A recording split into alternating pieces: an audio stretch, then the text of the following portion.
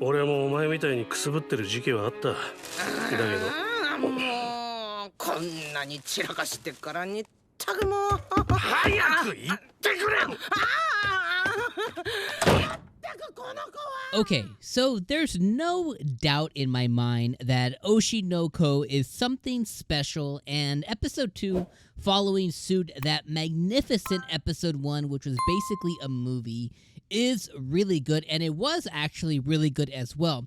Now, here's the one thing that I'm kind of struggling with, and there's a lot to cover, so I'm going to try and make this quick, but I have to kind of get out the one thing that's kind of bugging me a little bit about the anime, and let me know what you think about it and how you feel about it. But here's the one thing that I'm struggling getting over is we know Aqua, basically held mom, held Ai in his hands kind of thing as she perished, as she got killed and stuff. And currently, he's basically wasting his life on this vendetta against his father or, biological father who was conspiring with the guy that ended up being the one that ultimately got his mom killed and all that. We can, it is what it is. There's nothing we can do about that. That's kind of what the story is. But my big problem is the fact that he has this vendetta and he's essentially kind of like throwing away his life with trying to go and rectify the situation. Now, the one thing that bothers me is not necessarily that he's mad at his father, wants to catch this guy, wants to bring him to justice, wants to figure out who was conspiring. None of that bothers me whatsoever. I think that is a good driving force to move forward what they're trying to do here. The thing that bothers me is the fact that, yes, you had this dude who, was conspiring with this other guy, giving whomever and whoever info he wanted about Ai, and ultimately that's what got her killed.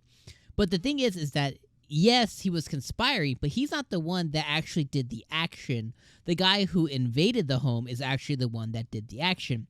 So I'm still wondering, what happened to that guy specifically? We know he got, caught or whatever. Did he get death sentence? Did he get life?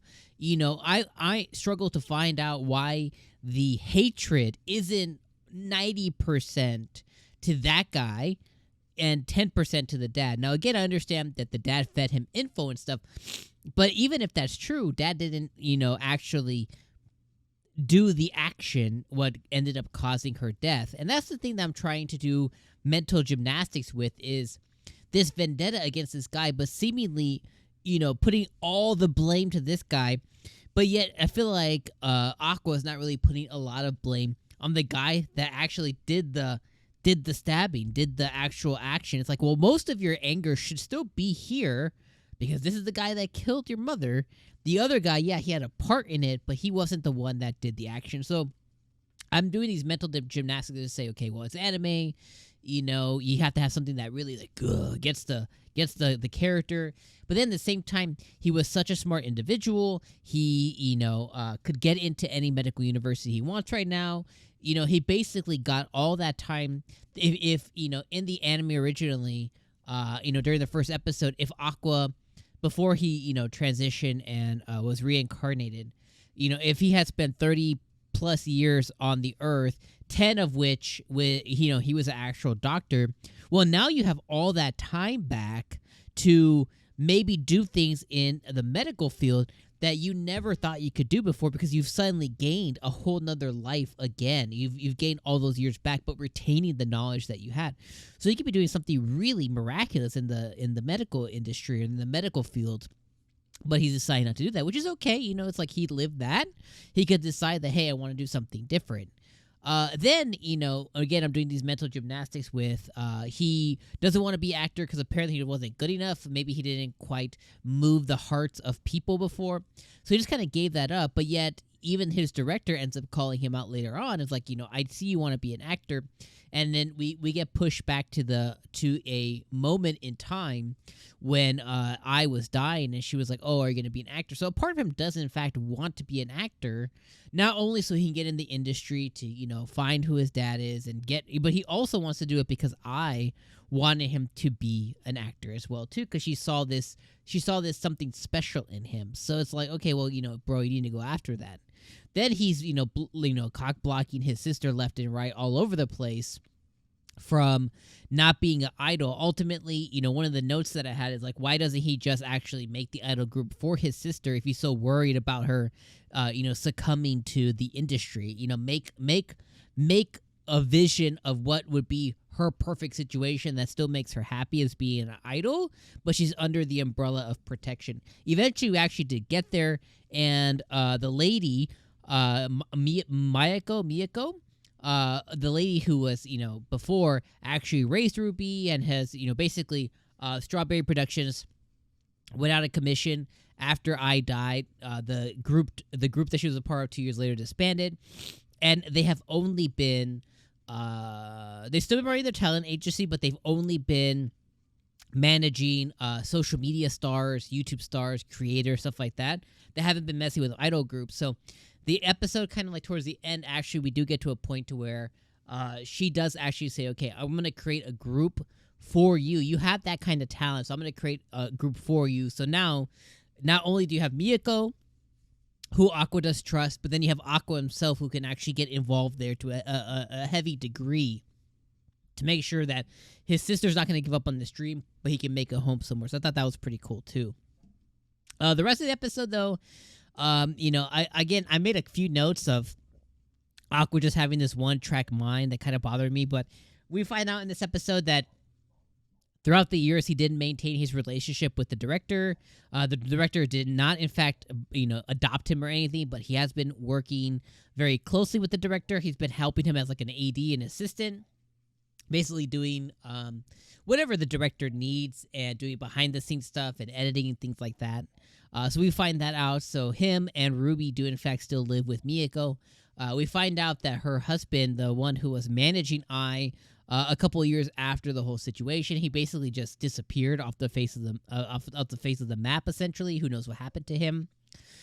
Throughout the episode, we find out that Ruby's actually really kind of like, again, she has a one-track mind. She wants to be an idol, and that's pretty much it. She doesn't do great in school. She seems to be dumb. She seems to not really be savvy. She seems to be really gullible. And one of the notes that I made here was, for her character, that actually makes sense. Because her whole life before, she was a sheltered 12-year-old girl. Because she was so sickly, she never got out. So she was very, very immature. And even though now she's like 14 or 15 years old, she's still, a kid. And she never really got a chance to experience the world. So that's kind of what makes sense of her being cute, but dumb and gullible. Then as the episode went on, we got to learn about the idol group and that she was auditioning for. We got to see Aqua pretend to be them. We learned that they're still in middle school, that they're now transitioning to high school.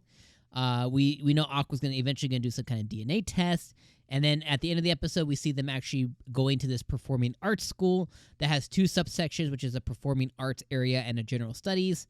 Apparently, you only need a grade 40 to get in, and Aqua got a 70. Essentially, he could be admitted anytime to Tokyo National Medical Institution. He's that smart, but he doesn't want to. And then the little girl who made the movie with him, when in the first episode, we find out that she actually goes to the school as well, and she's in the performing arts scene. She assumes Aqua is as well, but he's not, and she gets really pissed. So we know that she's going to play a big part in future episodes and probably in Aqua's life as well, since she seems to really like him. Last note that I'll say is the OP and the ED are really, really good as well. I really, really enjoyed both of them. I think the ED is a little bit better, and I quite enjoy it quite a bit.